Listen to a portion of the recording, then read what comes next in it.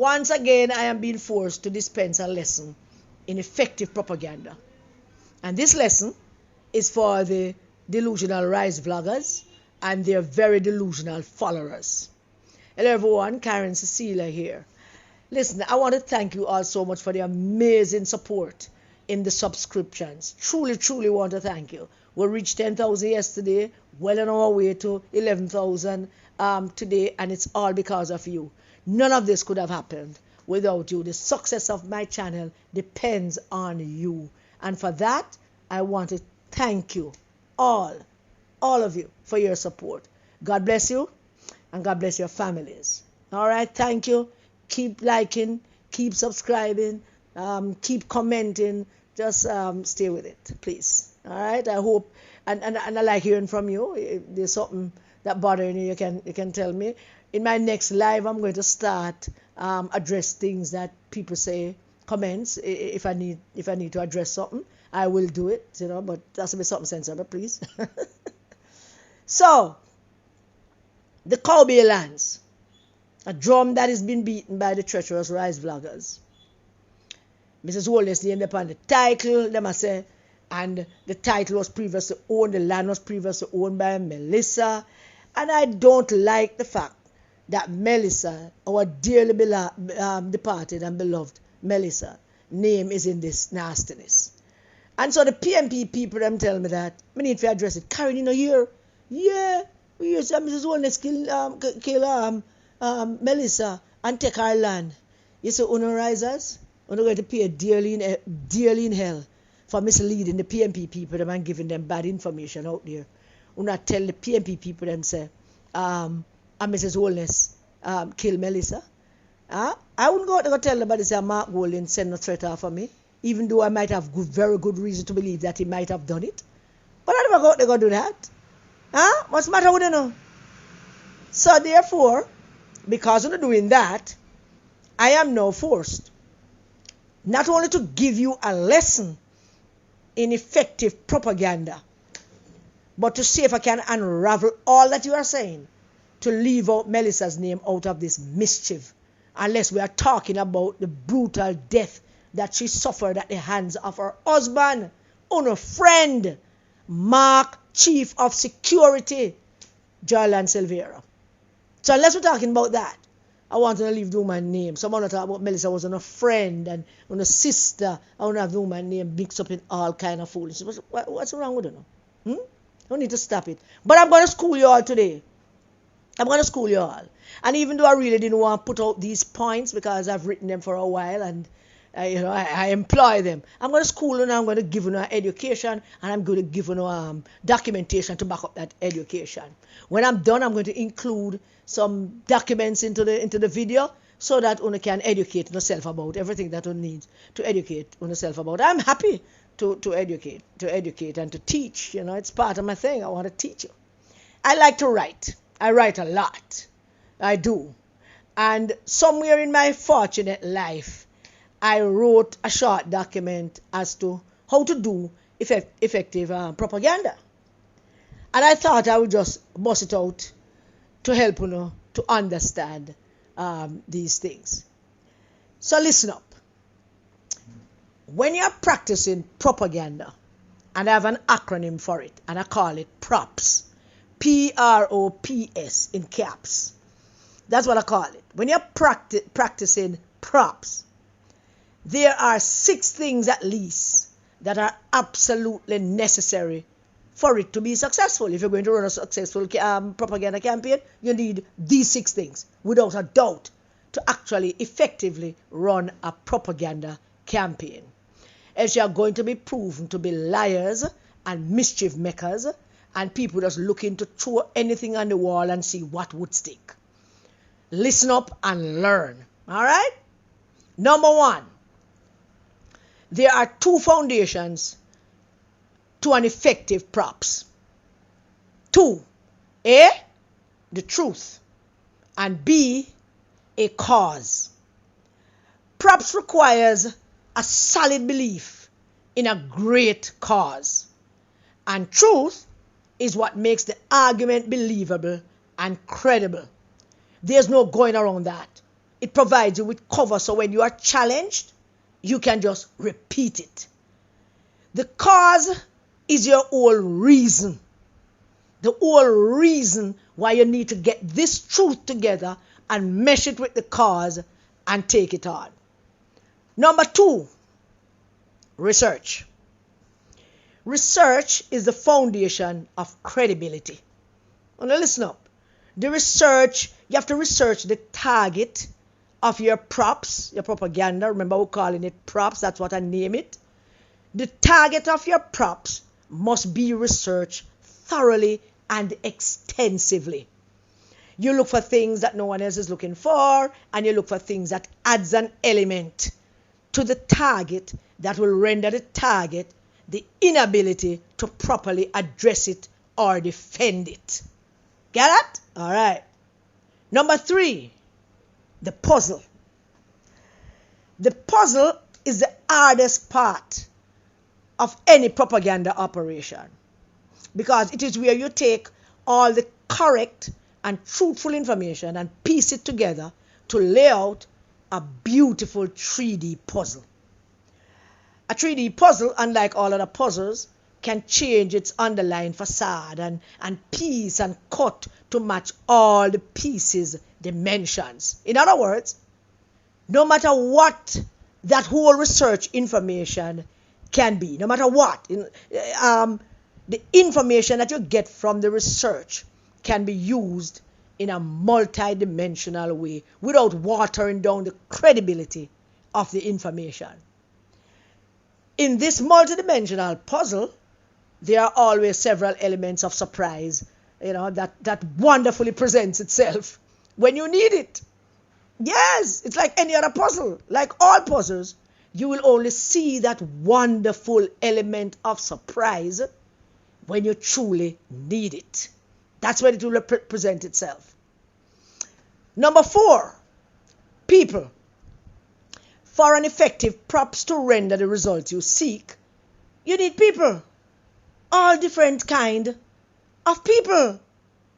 People you trust and people who trust you. People who are like-minded, but above all else, people who are credible with your target audience. The people you're trying to reach, these people must be believable. All right? People who are unlikely to drop the ball. People who are focused on the target. People who are constantly reshaping the puzzle and making it new. That 3D multidimensional puzzle that you create from your research. Get it? So, you need people. Number 5, the target. The target is not only the recipient of the props, the propaganda. The target is the body of the message that you are sending.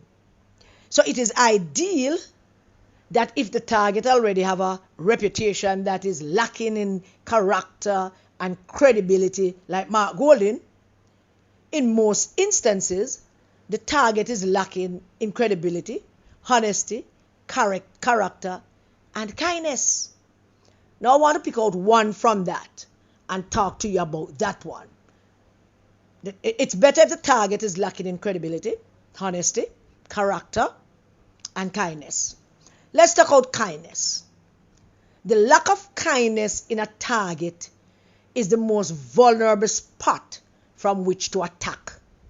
The reason for that is, if the target is not kind and generous, then it is less likely that there would be a lot of people coming to the target's defense. If the target is known to be ungenerous and unkind, then more people is likely to say, I believe them because of how him steer. So, kindness is a very, very important thing in the facade of the target. But also, the people that the target have around them would also likely be slow to their defense, primarily because they themselves already harbors their individual suspicions and misgivings about the target. They themselves would have had first-hand experience with the target, So when you say things that resonate with them, oh, they are less likely to go out there and defend the target. So there you have it. Make no mistake. The people supporting the target are the first to fall. Risers, you should learn that by now, but you should know that. This is not science. I mean, the art of propaganda is science. But you don't have practical experience that if the target lacks credibility and honesty and kindness, and uno come take a chance with defending the target, uno first gonna fall. And then, with sustained attack, uno fall one by one until basically nobody left.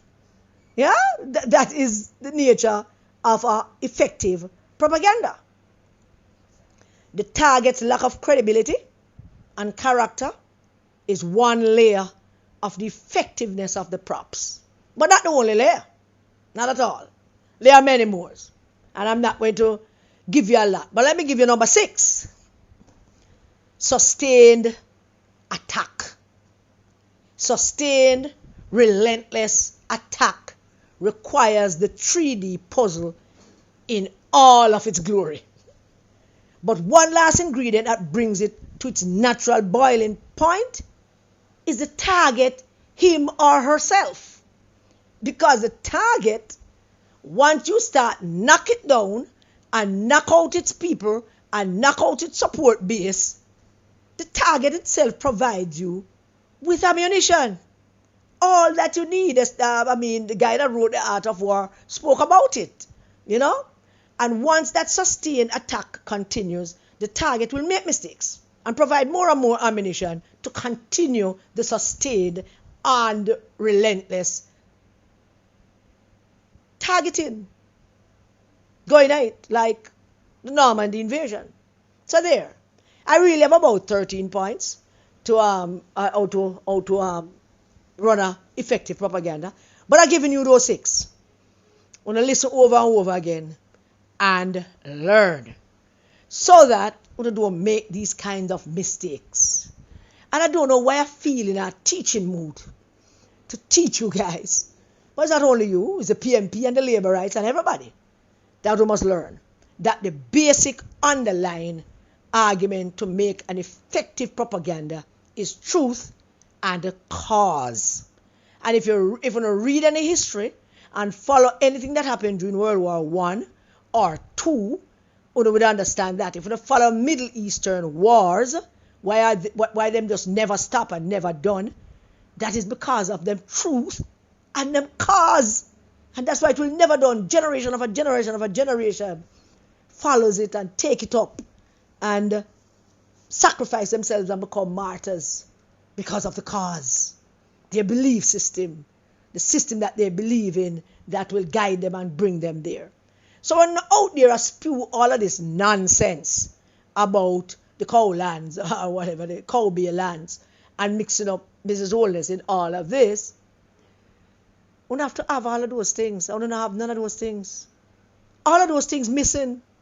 In order to put it out, all of those things are missing. So now, I'm going to tear it apart and teach you a lesson about this thing so they can understand that you don't get up if you're going to attack the wife of the prime minister. And I mean any prime minister wife. You must have the underlying argument, which is truth, to back you up. And that underlying argument will come with research and with costs. And you will have a good argument, and you could drum it home and beat it up, and people will pick it up. Nobody will pick it up because there's no truth to it. And Mrs. Holness, in her own way, have some wolf baggage, and she don't feel like she should answer. And maybe that's a good move on her part, not to answer no and give any additional ammunition. So let's look at this Kobe lands thing, and I want to follow and listen very carefully, because I'm not going to repeat myself too. No. Count the two dunce. I know over going on with that kind of crap. I don't have no sense. We need to listen. Now there was a man that was named Aston Leslie Davis. We surmise that he was Melissa's grandfather. Aston Leslie Davis.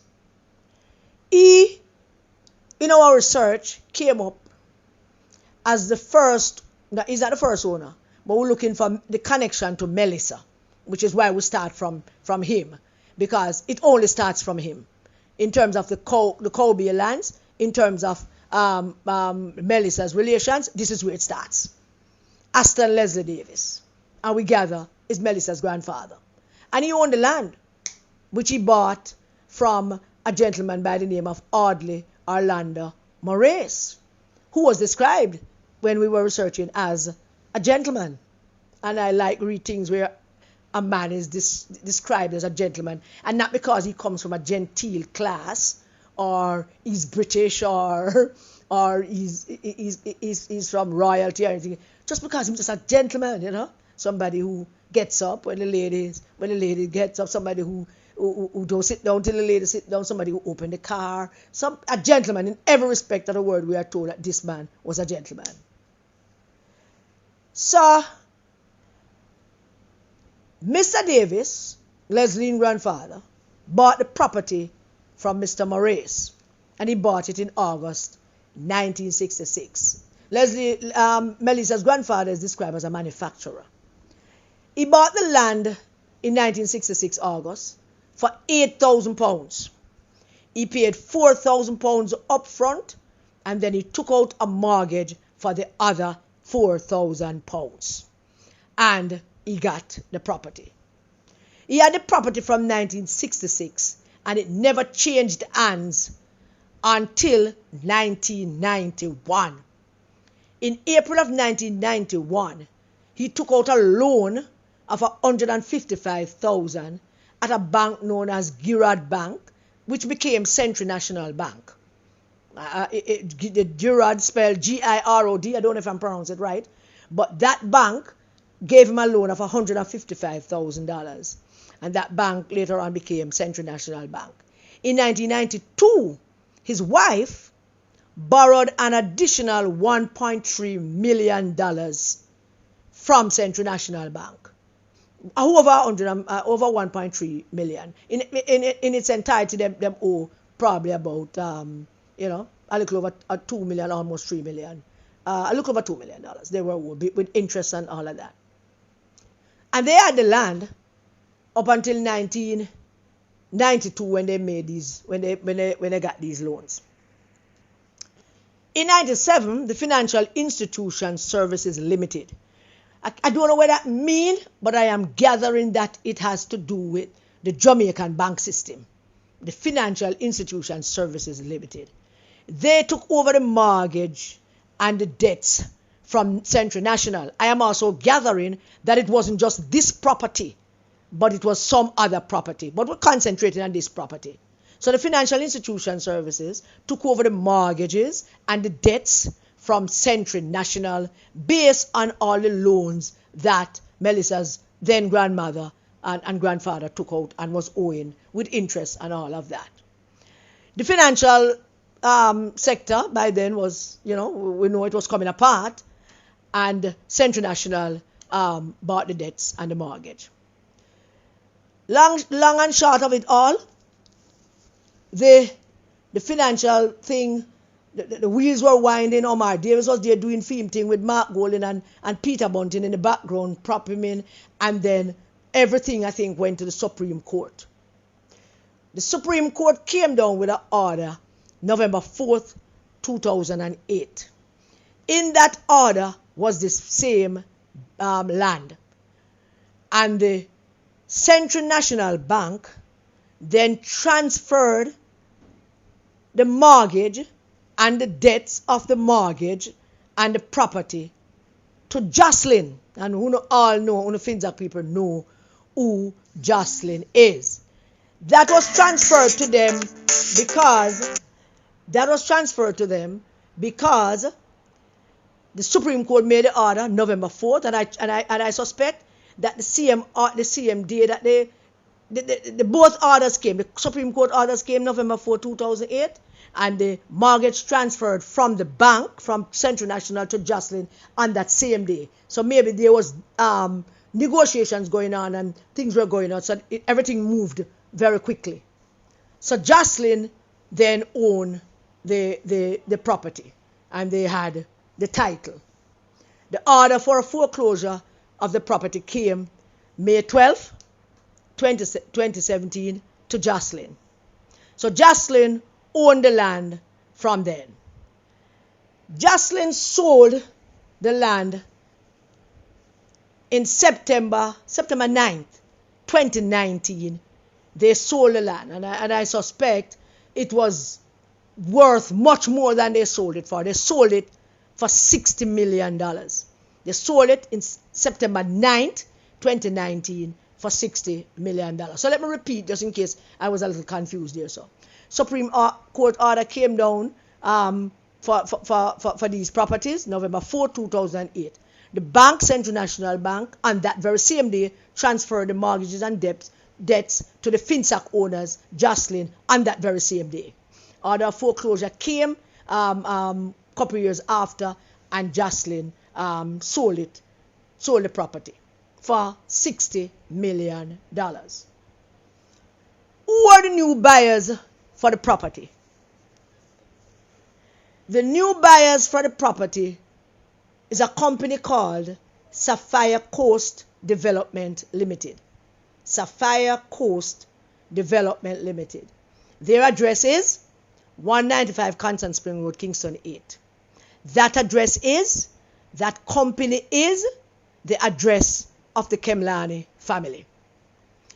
The shareholders in that company, Sapphire Coast Development Limited, located at 195 Constant Spring Road, Kingston 8, the shareholders are Karishma Kemlani and a company in St. Lucia who are the majority shareholder. Kamishka owns one, and the company in St. Lucia owns the majority. Mrs. Holness's name is not, nor has ever been, on this property.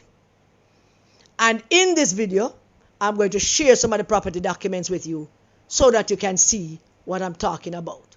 But since you're not done, so you have no sense, so you love the excitement, you can't go look it up on yourself. Go pay your money and do the research on yourself, because you're not good at this. You're not good at this the same way Mark is not good at being an agent. That's why Prince Michael had to come down here to set him straight, and poor Prince Michael looked like him never succeed at it at all. Because Mark is not a good agent. Maybe the British might bump him off, and I don't mean that in any way to hurt Mark. But anyway, we're not good at it. So let me repeat. The current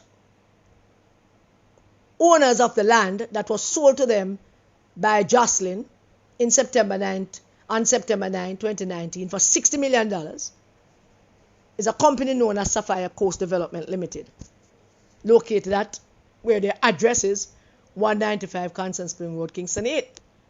And that is the address of the Kemlani family. The shareholders in this company, Sapphire Coast Development Limited, there are just two shareholders. One, Karishma Kemlani, and the company itself, Sapphire Coast Development, owns majority of the shares.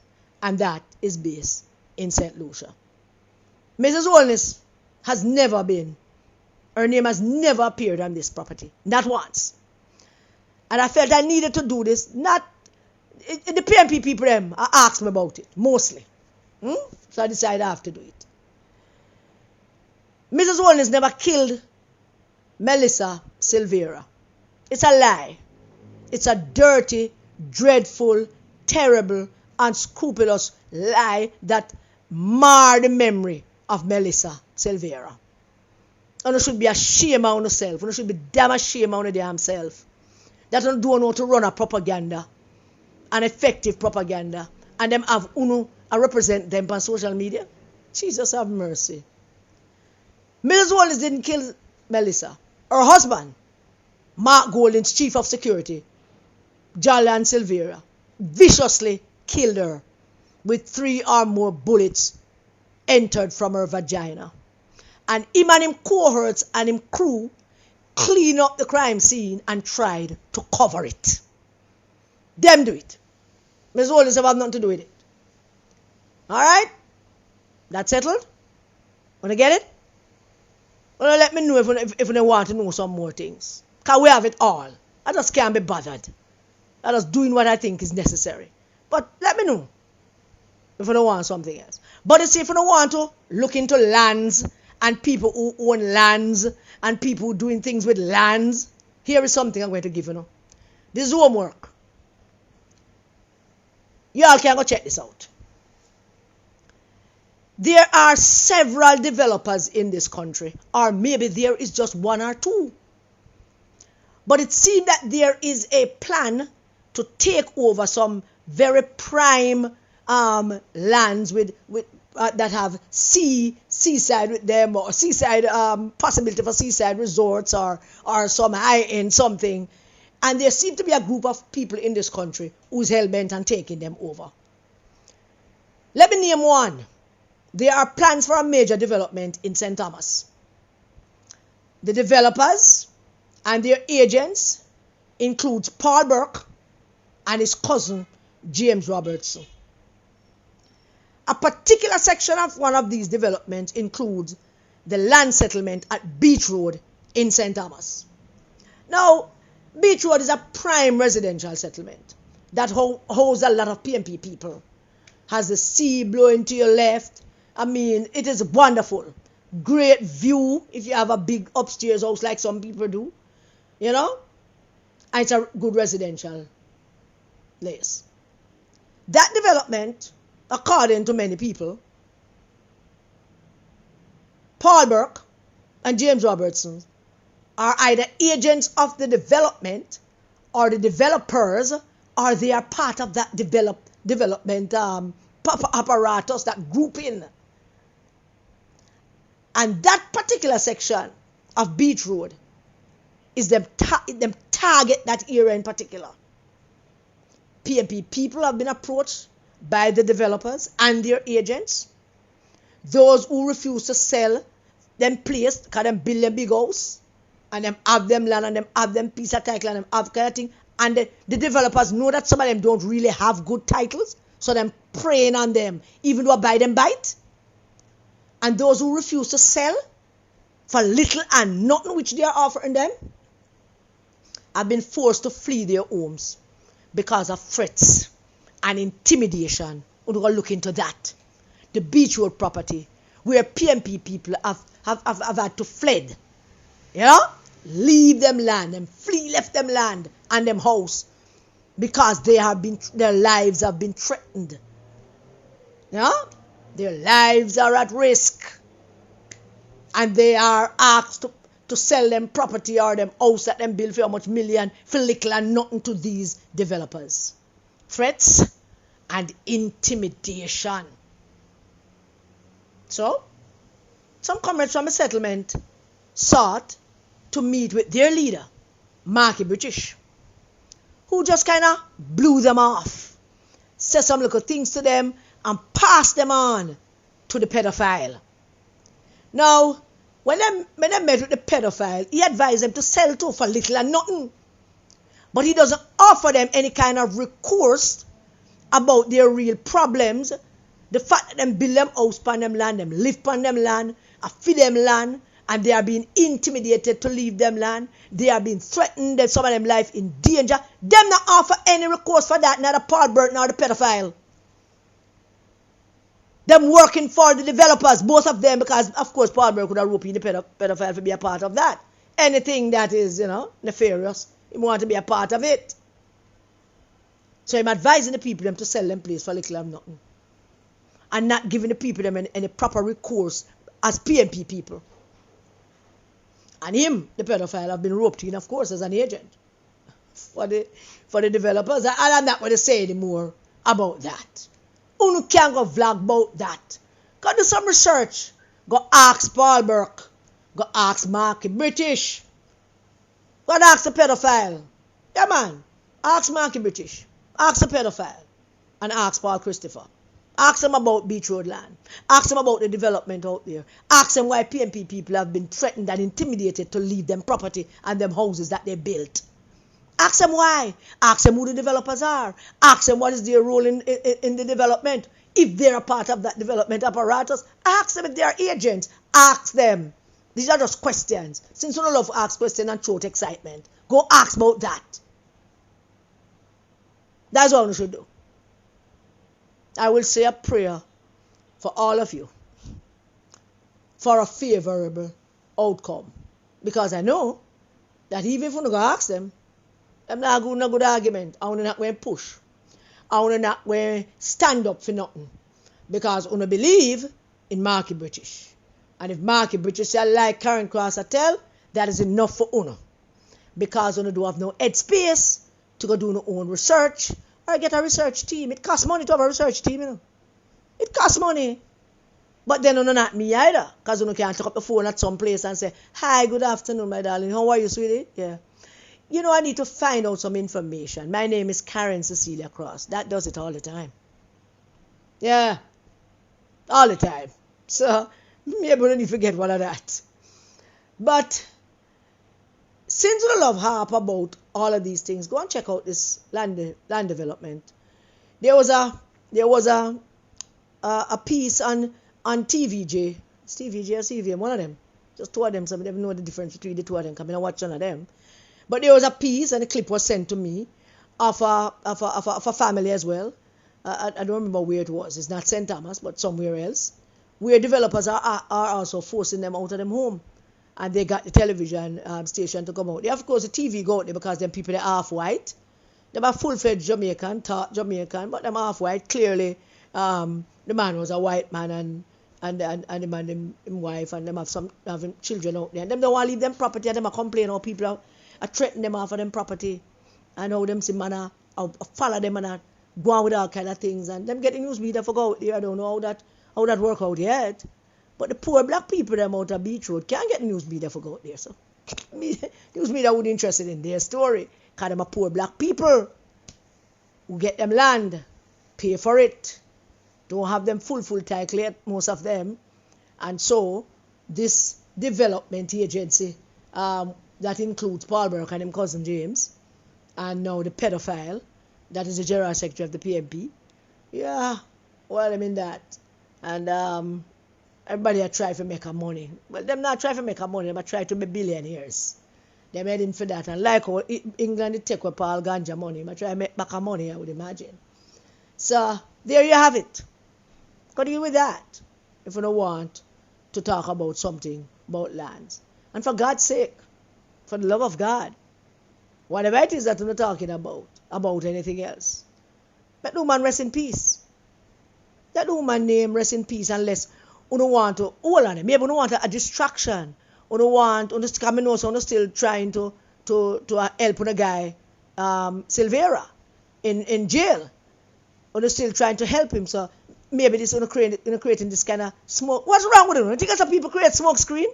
It's what I'm doing. I'm not done some fool, so. Why don't you seek advice and do some research? This is not how you create smoke screen. You create a smoke screen for say Mrs. Holness killed Melissa. That's your smoke screen. And she killed Melissa for a piece of land that neither Melissa's name was on, nor Mrs. Holness' name was on. Is that your smoke screen? Melissa's name has never been on this land. Never ever. Neither has Mrs. Holness'. So I don't understand what kind of game you're playing. On stupidity go and get the best of you all the time. Because you're blindly being led by a blind man. Una sing for the supper and causing peer. I mean, it's such a disappointment. I mean, I every day, the resistance leader said to me, say, boy, Karen, why are you always so upset when you see them doing some things that you're disappointed in? It's not upset. I'm just disappointed in, that after 3 years, you still don't learn nothing. All the laborers are better at this than you know. I mean, after 3 years, you don't learn a thing. You can gather some truth and make it into effective propaganda because you don't live in truth lane. Truth lane is a narrow lane. And the only way you can walk on truth lane and feel like it's a big broad highway is unless you tell truth. So every time when you try to come on truth lane, you feel stifled and suffocated because too much truth down there. So you have to stay outside on the big lane them were full of lies and deceptions and misleading information. Just like on a master. Lies and deceptions. and all of those things. That's where we live. Truth lane look small too, no? Because on the horizon small, because on the thought process small, and because on the mind dirty. So that's why every time we look down truth lane, we see one little dim light and a whole crowd of people down there. When we down truth lane, it need a whole lot more people. It look empty. Truth lane look empty because it is truth lane. Not many people going down there. I have a beard and put on good clothes. I have up good argument and do up your ear to come down a truth lane. Truth lane is where glamour people hang out. Because truth lives there. And that's where we hang out, where truth lives. So all now we can't learn nothing. So here's the thing. Here's the thing. You can't just get up and plaster in the wife of the Prime Minister's name all over social media without any truth. The Speaker of the House without any truth. I wouldn't agree with anybody doing that to Mark's wife at all. We do all kind of things to Mark, and every now and then we mention Sandra, but the resistance free Sandra. Sandra, our girl now. She out and about, she have on new clothes and she looking fine, and Sandra, our girl now. Mark can't go nowhere without Sandra now. Him look like a fool and empty without Sandra. Sandra is his new handbag. But now look for him without Sandra. So Sandra is our girl. We free her up. No, don't do it, man. No look good. It's not true, so it don't look good. If it was true, then we'll out without her, we don't know. But it's not true.